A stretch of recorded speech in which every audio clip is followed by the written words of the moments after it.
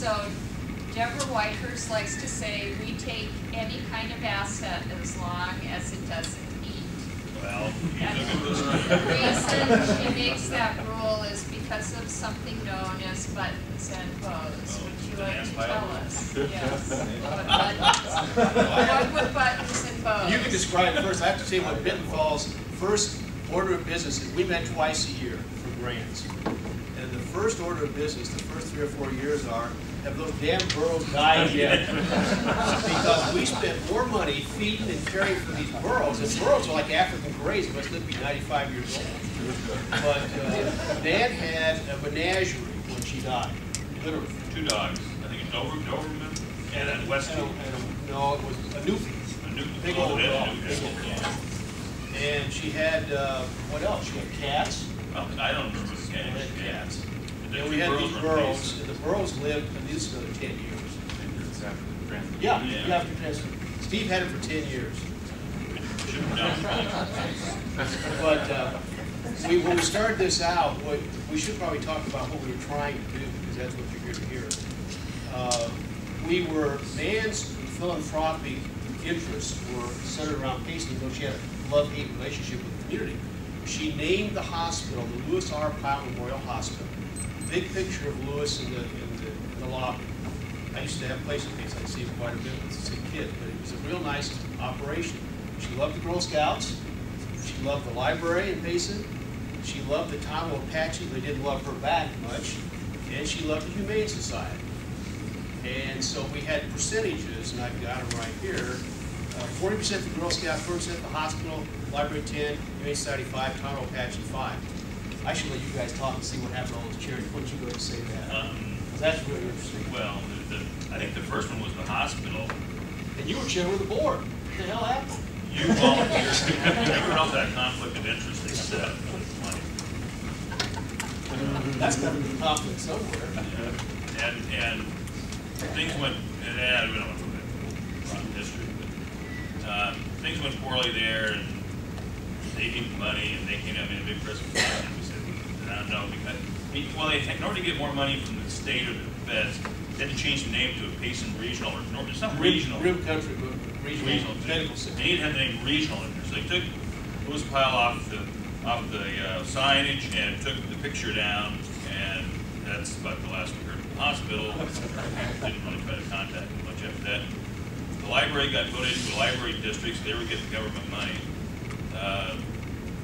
The tribe opened a casino, and we tried to give them, before they really had the casino going, we tried to give them money for a playground. That didn't even work out. They wouldn't return our calls. Yeah, and they got, because they had the casino, I guess, in the works, and they figured they'd get all the money. You talk about grant making, how it's supposed to go. This is how it really goes.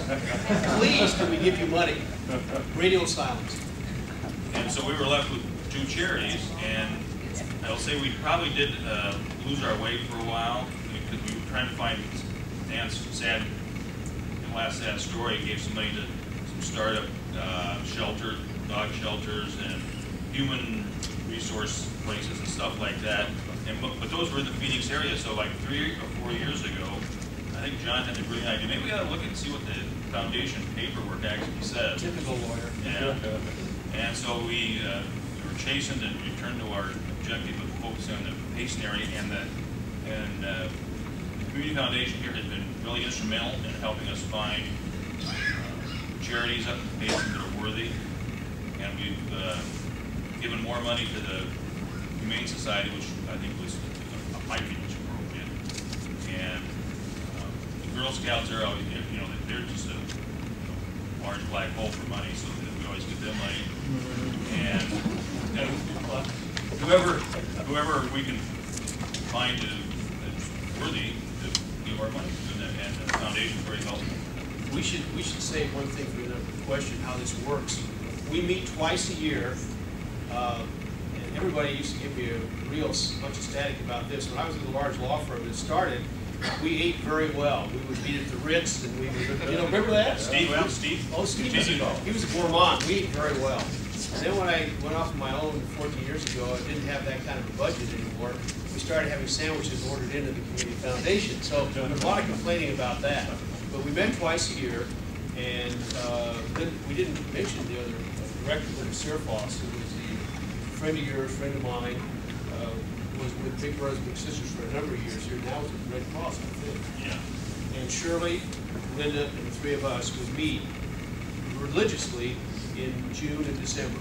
And you had described how it works, and how it really works is find us somebody, place in Payson to whom we can give money and check them out. You know, and we enjoy, all of us kind of enjoy doing what we did. I mean, we acted like it was our money. So we were trying to do what Dan, who was, after you strip away all the stuff, an important person in our lives, to whom we owe duties. And so we've spent 22 long, miserable, 22 good years trying to carry out what Dan would have done. And that's actually what advice funds are all about. And it's really fun giving away other people's money. And this is the longest I've spent in this room. It's really meaningful. Let me put it that way. I think without Holbrook Pile, there would be a lot less. How does it impact the community? Well, I mean, in that sense, it is meaningful, but there's not a robust social service network there. I doubt the Humane Society would be anywhere close to what it is without Holbrook Pile. And that's not blowing our horn. That's what Dan wanted to do. There was a real love-hate deal. People in Payson are, Steve mentioned how open and common we all are in Arizona. That's exponential up there. As Dan used to like to say, there are a bunch of horse thieves and bootleggers. And so they basically wanted her money, but didn't want her. They wanted our money, but I don't think they would really identify much with what we do down here. I mean, you've gone up there. Walter and I had a unique experience in the early 80s. Dan Pyle, there was a push here to split Gila County, like they split Mojave County. Gila County. Gila County, yeah. And Globe is down there, Payson's up there. Globe's a bunch of miners, and Payson is, you know, kind of the second home people and stuff. So they thought they were, I think, better than Globe. And Globe was the county seat.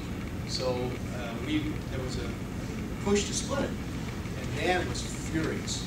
So she sent Walter Gibson and John Wisher up there to lobby not to split the county. Well, that was interesting. Who do you talk to? So, but anyway, that illustrates how, you know, Nan had a proprietary view of Payson, and the good feeling she had for Payson, I don't think we reciprocated on a community basis. Now, individually, she had a lot of supporters, but as a community, I think they thought, you know what, just write the check and go home. What advice would you give to a donor in selecting their advisors, the legacy of advisors, to keep the mission? We should talk about the successful project.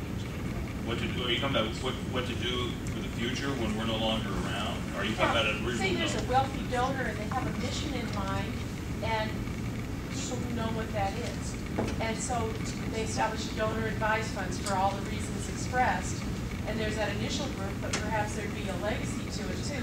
How, knowing what you've done, and you've had a very colorful donor, of course, but everything has its color to it. And so what would you advise a wealthy donor in terms of establishing their advisory board? And they may or may not have family interest. Yeah. Well, the initial I think is like we are here, people who knew her. And we've talked about she trusted. Yeah. And we've talked about succession. We talked about having our kids do it. You can find the kids who are interested in doing it. And I thought about it. My son, who's now working full time and on his way in life, wants to come to the June meeting. If he can make it, that's fine, just to see how this thing goes. But you got to find someone that's not. It's a real problem. I think. I don't know. You talked about each person when they retire appointing their successor. Well, you've got a policy on that too. We probably not talked about that. So, donor advised funds can appoint their own, donor advised funds, advisors can appoint their successors. In this instance, they need to decide what's most important to them. Do they want to appoint a family member? Do they want to appoint someone in a regional area? So they're grappling with what's most important to them, and how do they want to deal with it for the nature of their fund. I think that's kind of that's the exit strategy, I want to go back to the beginning of this bit. Whether or not this is a doable fund, something that everybody should adopt, I guess. I think that we as professional advisors should encourage the people to think about it, and then also should be willing to step up and do it. You know, you don't want to say, well, you know, I don't know about how your money's run that you do. And in fact, Dan was an advisor for about 2 years prior to death through the private foundation. And I think you should be encouraged to embrace this, because I've done 4 or 5 things in this community in the last 40 years. This is one of the most important things I've done. We don't begrudge the meetings. You know, we're there because this is what we ought to do. And so I encourage the people that have the NAN piles in their life, and there's, you know, we all do, to be ready to step up and do it.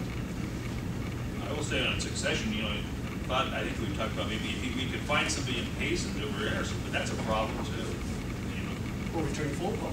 they have to come down the hill, or I don't know, maybe the foundation will go up there and have the meetings up there. But you know, it's hard to find unless someone that really lives there knows some community leader or something that would be really interested in taking on this. It's not really a challenge; it's fun pastime to have twice a year. So that's a real problem. And if we ran out of advisors, what happens then? You guys just try and do it the best way you can, still looking at what Dan's desire. We have about 10 minutes for questions to anybody on any of the topics that we have, so please, if there's anything you want to ask, it's a great time to do that.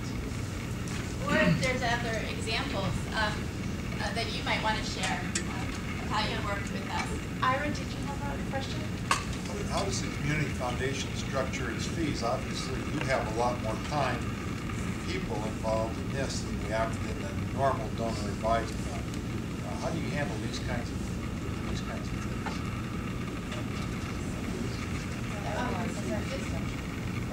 Your fees on this kind of thing, is it? This is our standard 1%. Yeah, the fees are not different. Yes, there are no different. So when you have I'm to have sorry, a lot it's of when you have to have a lot of involvement in the activities of the advisory fund, you still have the same fee structure? It's still just 1%. Oh, that's a bargain. Does that include the administrative cost and all the special things you're doing for them? Yes, I know, it's amazing.